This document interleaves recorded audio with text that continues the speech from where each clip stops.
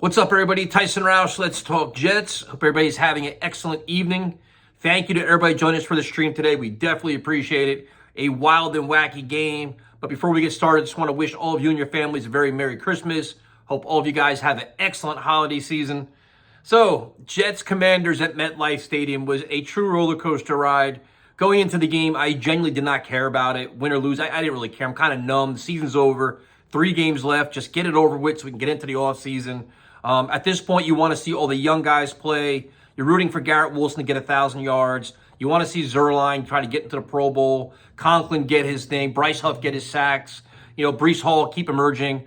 But so the game starts off. You get a Tony Adams pick. The Jets convert it into points. You get a block punt. They scored that into points. It's 10-0. And at that point, you're like, it almost seemed like the Commanders were pulling like a Chargers where they wanted to get Brandon Staley fired. The Commanders didn't even get off the bus, man. The first half, they completely mailed it in. They weren't even competitive, and the Jets took advantage of it. You saw Breece Hall was a man amongst boys. I think he had, 12 catches, 96 yards, 95 rushing yards. Trevor Siemian looked comfortable. The offensive line was doing their thing. Becton's still struggling mightily, it seems like, but you're seeing Carter Warren get action. Tippmann's getting plenty of quality action.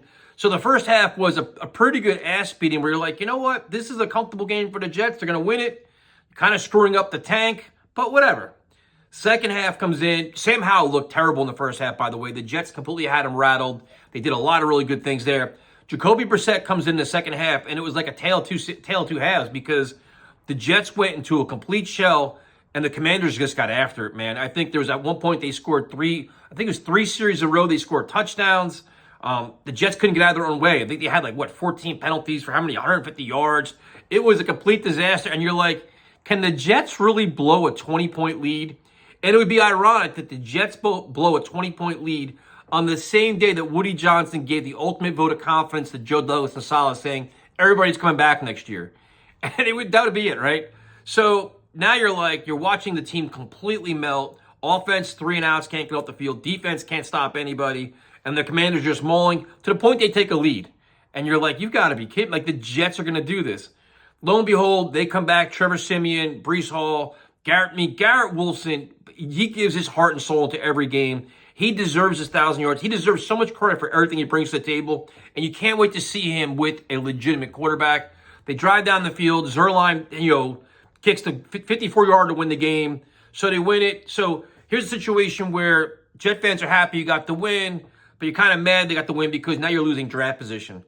According to whatever person you believe, the Jets can go as high as 4 and drop down to as low as 12. The more you win, the more you drop. But at the end of the day, there's a lot of really good things that happen in this game. Like Jason Brownlee got his touchdown. Irv Charles continues to do a lot of really good things on special teams.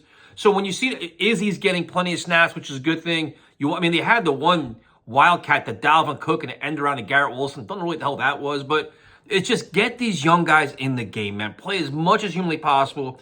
Get all the assessments you can as you go into the offseason where you're going to have to make a lot of moves. You obviously want to solidify your offensive line, but there's other role players you have to change around too. So all in all, you got to give Saleh's team credit for being resilient in the end of coming back and winning it because it would have been an epic meltdown if they didn't. And then you would have been like, what? It's like, what are we doing here, But a win's a win, man. I don't know. It's just, you're kind of like, you don't really have nothing to say. It's like it was a lot of fun watching it just to see, who's going to choke, who's going to make the bigger mistake.